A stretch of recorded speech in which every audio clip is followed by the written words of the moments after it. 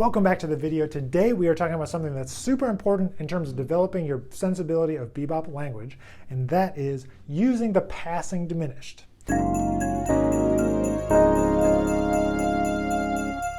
So what is the passing diminished? Well, what it implies is that every one chord has a 5 chord, and every one chord can be alternated when you hear the one chord with the 5 chord at the same time. That might be a little confusing, so let me use an example. So what we're talking about here is C major and its corresponding 5. So the corresponding 5 is G7. If we want to use a diminished arpeggio on top of G7 and apply the flat 9, you might go to the 7th and play F, A flat, B, and D. Now, when you see a long stretch of C major, you might want to decorate it. So when we think about C major bebop scale, we get this. All right, so what's the only chromatic note in there from the key of C? Is that A flat. It's also A flat from the G7 flat 9.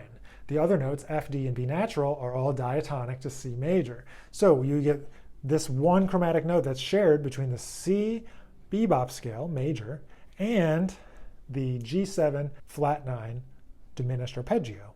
So if we take that and apply it to using a C6 chord, just so we don't share any notes between the two, we get this. So if you go down below, download the PDF, this will show you pretty clearly what I mean. So we get this. You get two quadrats, meaning two 4-note groups.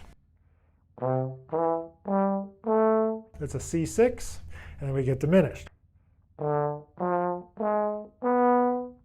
So what I mean is this, before we get into the exercise, if you're seeing C major and you want to improvise back and forth between those two sounds, it might sound like this.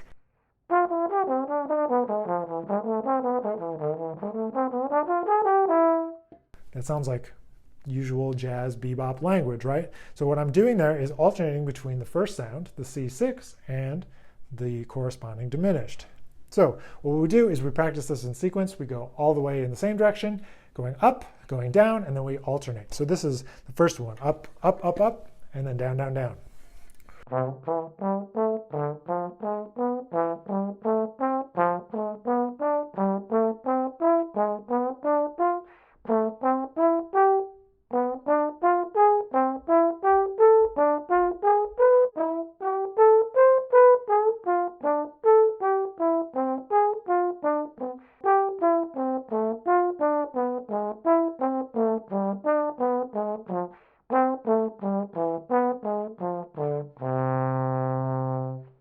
And then we practice going up the first one and down the second one.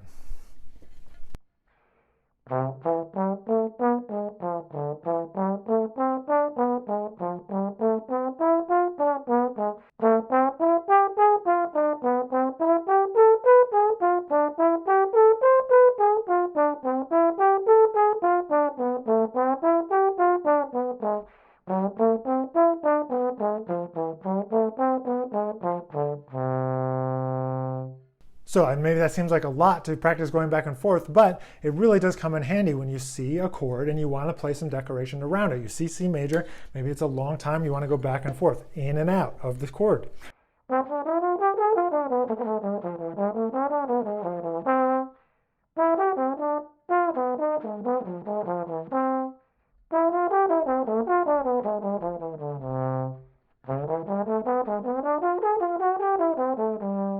There's unlimited uses of this case of going C6 to G7, C6 to G7, back and forth, 5 to 1, 5 to 1, 5 to 1, 5 to 1, and this is just a way of breaking that down.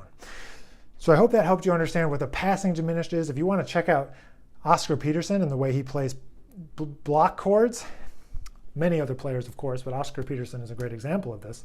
This is a way that is used in harmonizing and trying to harmonize for a big band or a sax section, or just on the piano, these block chords with this 6 passing diminished, 6 passing diminished. If you want more information about this, you could check out Barry Harris. Barry Harris has a lot of great videos about the bebop language. So check out Barry Harris and he'll tell you all about the diminished. This is just an introduction. This is the step 1 of understanding where it can lead you, where it can take you, and how important it is in the context of bebop improvisation. So download that PDF, get to practicing. That's one key. We got 11 more to go. So thanks for being here. Make sure you're subscribed to the channel if you haven't already, and we'll see you back here in the next video.